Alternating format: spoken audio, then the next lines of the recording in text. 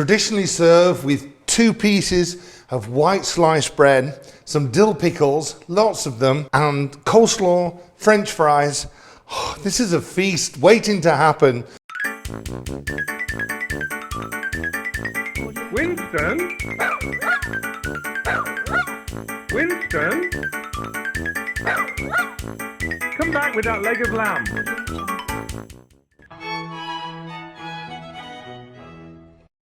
I was in Nashville recently and I got to try some Nashville fried chicken, some hot chicken, and it has so much more flavor than, you know, the fried chicken that's all around the country.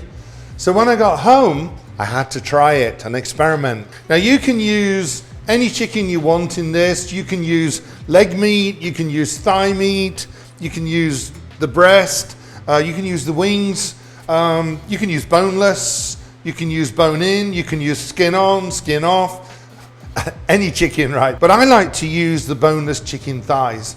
I think the thighs are just super moist, they hold the flavor really well, much more flavor of the chicken, and with all these super ingredients going in too, really make a perfect hot chicken. We start off with a jar of dill pickles, and while we don't need all the pickles just yet, we do need the juice, because what you do is you take the chicken thighs, you put them into a Ziploc bag, and then you'll take the pickle juice, put it into a pan, and then just warm it. Only warm it, not boil it. Just warm it and add some sugar, a little salt in there, and that's going to create the brine. It's only a very mild brine, but it works really well. Once that's cool, you pour it into the bag, and I've got some here already, and this has been brining for about 2 or 3 hours.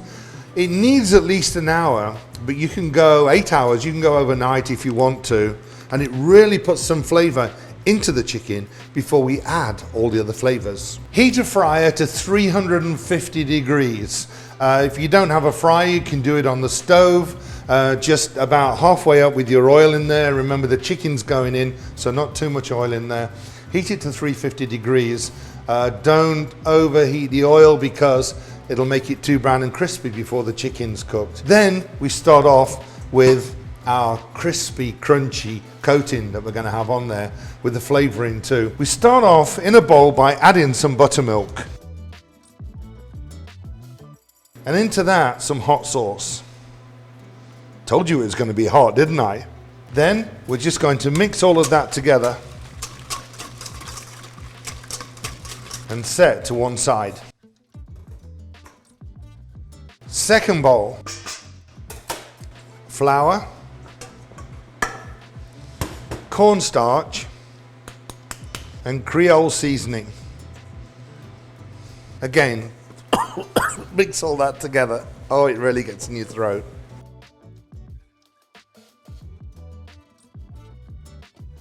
Strain off the brine from the chicken, and now you can actually open up the chicken thighs. I like to put gloves on for this, but if you want to just use tongs, you can. Goes into the flour first of all, and then once it's gone into the flour, into the buttermilk. After that, back into the flour. Now, 2 hands, 2 gloves, one stays wet, one stays dry. So keep this hand in the buttermilk and this hand in the flour. And it's really easier if you actually do this first of all, rather than just doing them one at a time. So, into the flour, into the buttermilk, change hands, back in the flour,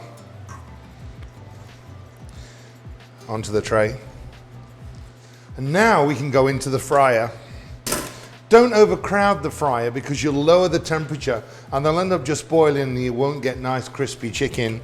So something like this, just 1 or 2 pieces at a time.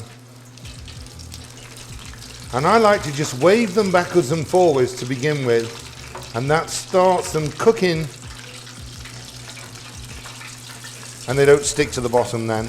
It's going to cook for about 6 to 8 minutes depending on the size of the chicken thigh, but we want it nice and golden brown on the top. Temperature of about 165 degrees inside the chicken. If you're nervous about cooking it in the fryer all the way, just get that nice golden brown and you can just finish it off in the oven. Once the chicken's ready, then I like to get a wire rack, put my oven on 225, 250 degrees, and that way I can keep this chicken nice and warm and crunchy crispy while I cook the other pieces.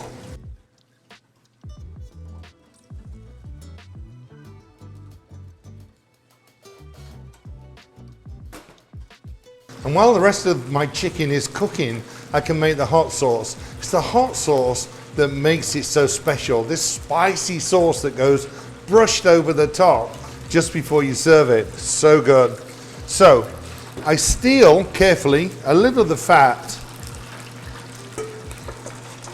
from the fryer. And then into there, I'm going to put some chili.